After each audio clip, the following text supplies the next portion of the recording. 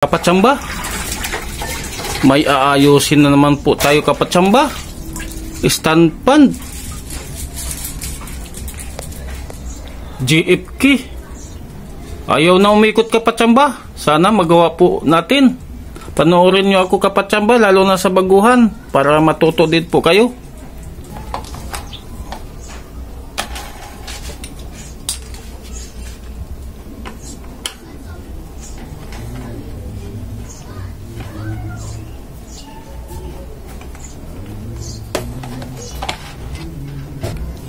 Kapatsamba, try po natin sa tester po natin. I-times 10 po natin kapatsamba.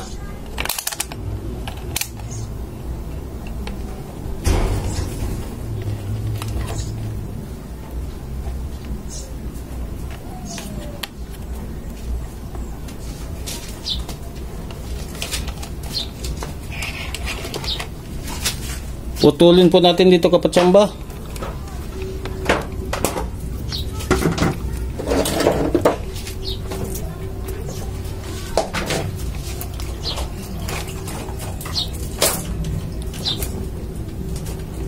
Ito po ang line 1 kapatsamba. Ito.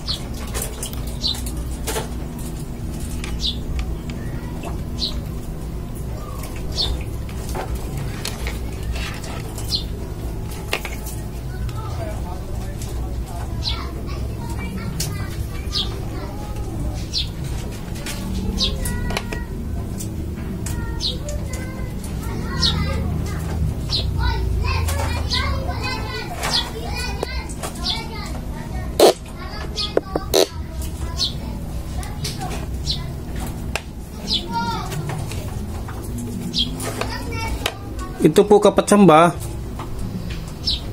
Ito po ang 1, 2, 3 po kapatsamba. Ito. I-testing po natin.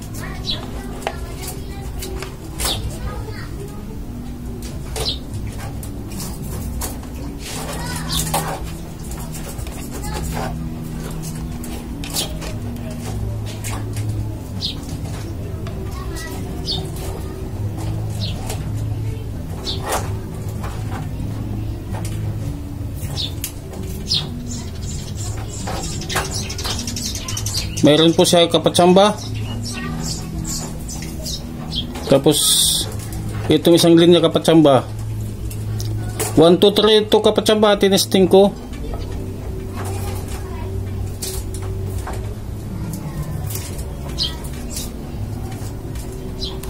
May palo po siya kapatsamba.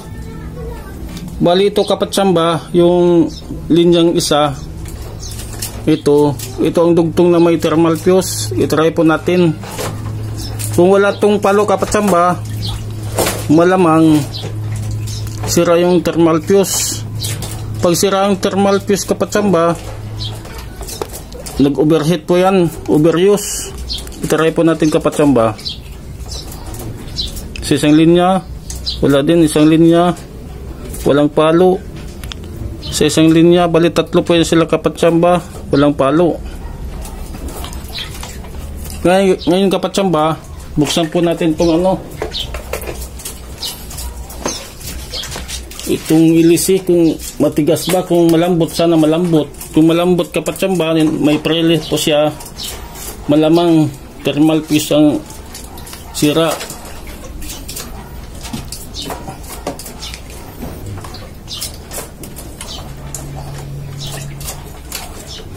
Preli po siya kapatsamba.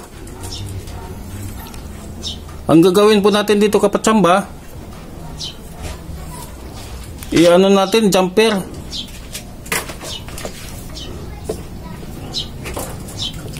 Bali ito kapatsamba,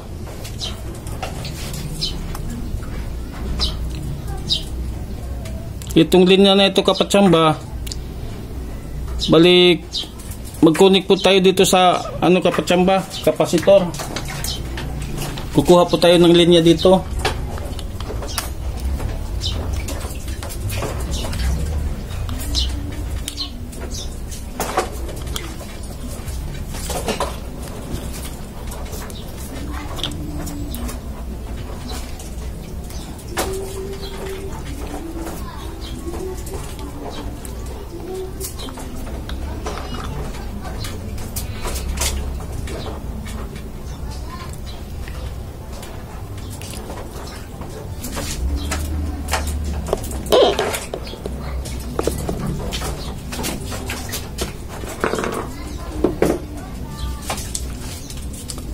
Kapatsamba, hindi ko rin alam kapatsamba kung saan ditong linya, kasi pareha blue kapatsamba. Pero ang hanapin po natin kapatsamba, yung tamang ikot nya. Subukan po natin dito kapatsamba. Dito po tayo mag jumper, kasi pareha lang ang kulay blue. Ito,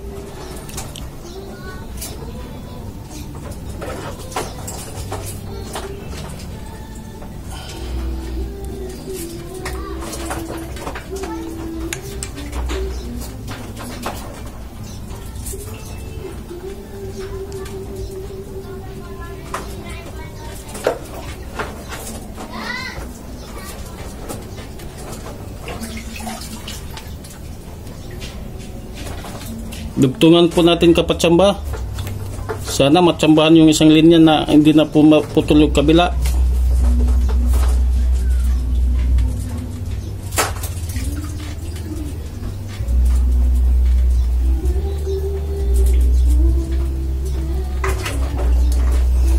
Tapos kapatsamba, putulin po natin dito kapatsamba, kasi mahaba masyado. Tapos ito kapatsamba, idugtong po natin dito kapatsamba. Itong linya na ito, line 1, papunta po yan dito sa code natin kapatsamba.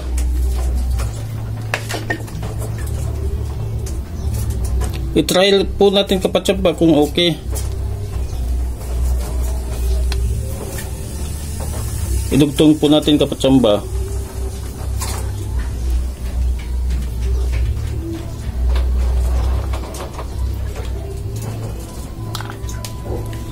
Ito kapatsamba, itong line 1, putulin na po natin dito kapatsamba kasi wala na itong kwenta.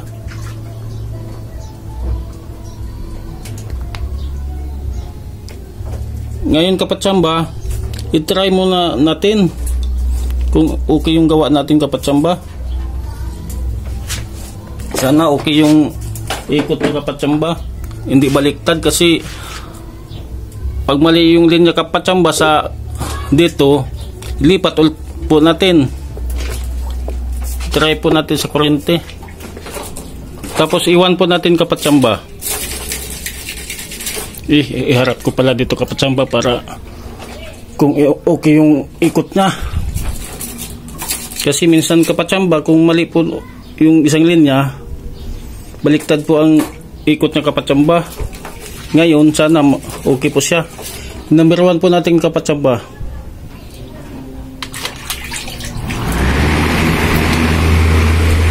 Malakas, gumana, pero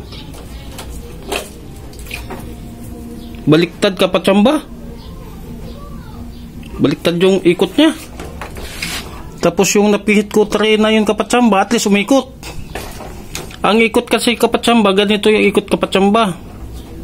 Ganyan ang ikot niya. Kanina baliktad ganun. Ang ikot talaga ganyan. Ang gagawin po natin kapatsamba, yung isang linya. Mali pa yung linya. Okay na sana eh. Gumana yung gawa po natin. Problema ito kapatsamba. Pero bago nyo yung kapatsamba, tanggalin nyo sa lalo sa mga baguhan, yung saksakan, kasi may kurente po yan sila. Ngayon tanggalin po natin kapatsamba. Siguraduhin lang yung kapatsamba na walang kurente ha. Tanggalin natin to.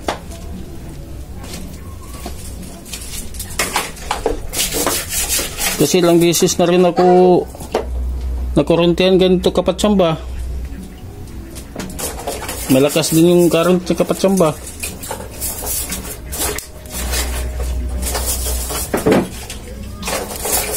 Tapos kapatsamba, lagyan po natin ng scotch stick, ay electrical tape kasi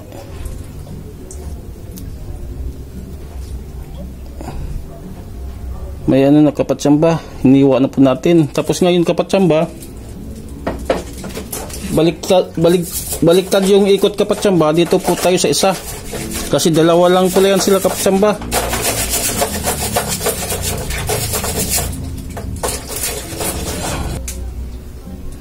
Ito kapatsamba, idugtong po natin dito kapatsamba.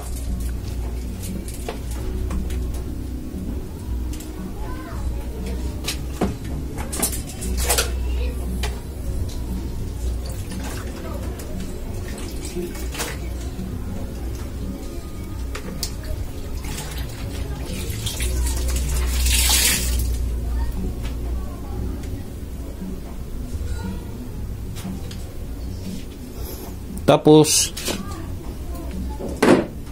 lagyan na po natin ng electrical tape kapatsamba.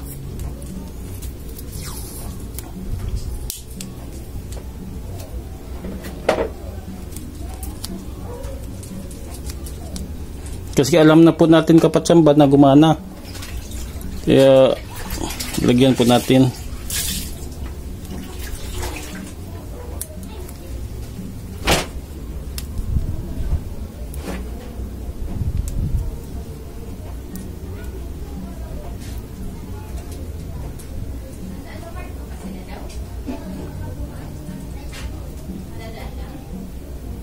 Okay na kapatsamba. Ngayon kapatsamba, itry po natin ulit. Kasi kanina baliktad. Ngayon, number 1 po natin kapatsamba.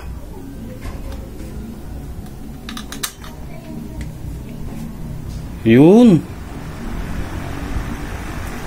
Gumana siya kapatsamba. Magamit na po sa may-ari nito kapatsamba. Ito po natin kapatsamba.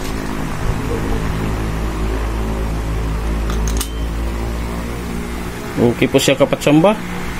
I-try po natin kapatsamba.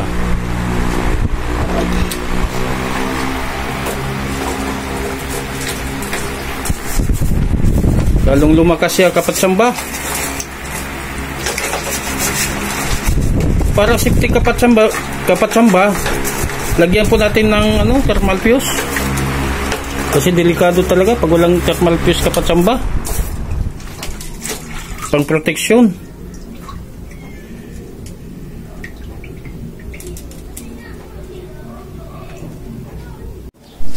Kapatsamba. Bali, lagyan po natin ng thermal fuse kapatsamba para sigurado. Dito yung kanina kapatsamba, okay na po yung ikot. Ito, idugtong po natin yung thermal fuse kapatsamba para kung mag-overheat po siya kapatsamba, kusang po puputok yung thermal fuse. Idugtong po natin dito kapatsamba.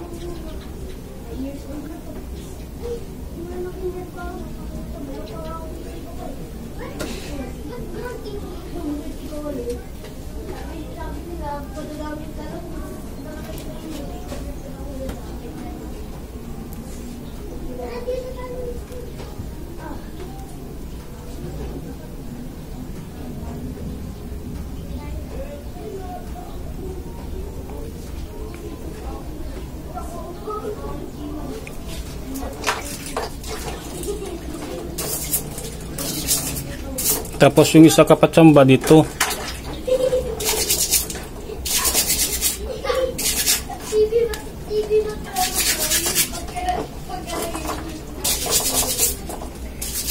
Kahit hindi mo na lang po hinangin kapatsamba.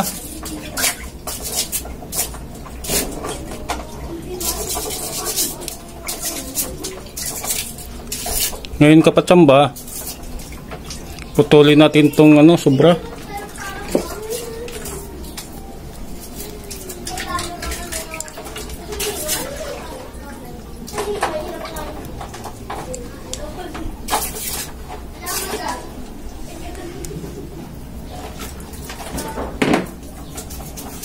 Lagyan po natin ng electrical tape kapatsamba.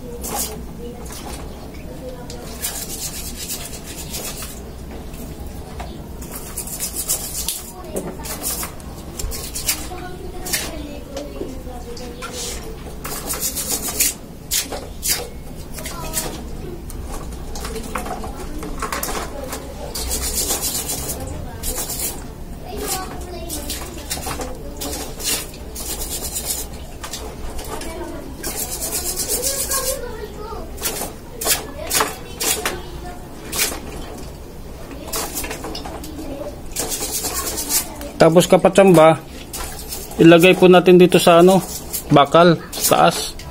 Para kung sobrang init kapatsamba, puputok tong fuse. Lagyan po natin ng cable tie.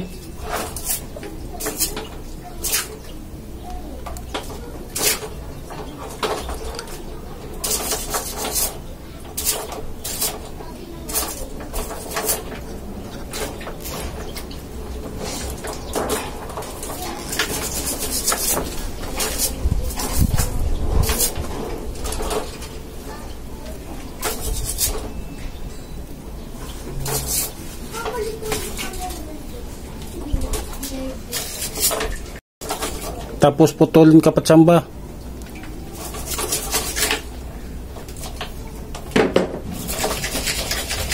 May protection na po siya kapatsamba. Pag sobrang siya kapatsamba, sobrang init na, puputok po yung fuse. Ngayon ibalik na po natin sa dati kapatsamba.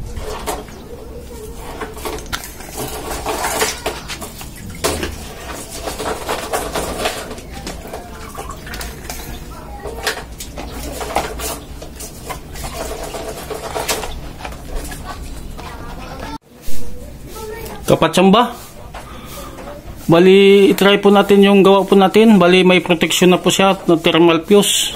At least kung mag-overheat po siya kapatsamba, kung masira po yung bushing sa shafting, kusa na lang po yung mag-cut off kapatsamba yung thermal fuse. Ngayon itry po natin kasi hindi po gumana ito kanina. Iwan po natin kapatsamba. Yun.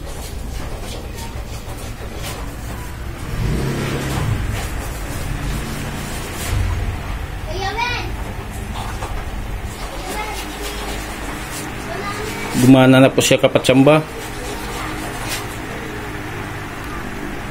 At least kapatsamba, pag ganyan ang sira nyo kapatsamba, hindi magastos kapatsamba. Bali wire lang kapatsamba, tapos thermal fuse. Safety po to kapatsamba kasi nga mayroon po siyang thermal fuse kapatsamba. At least kung natutulog po kayo, masira yung kapatsamba, bushing sa ka-shafting, pag iinit po siya kapatsamba, kusa po mag-cut off po yung thermal fuse kapatsamba. Ito po natin kapatsamba.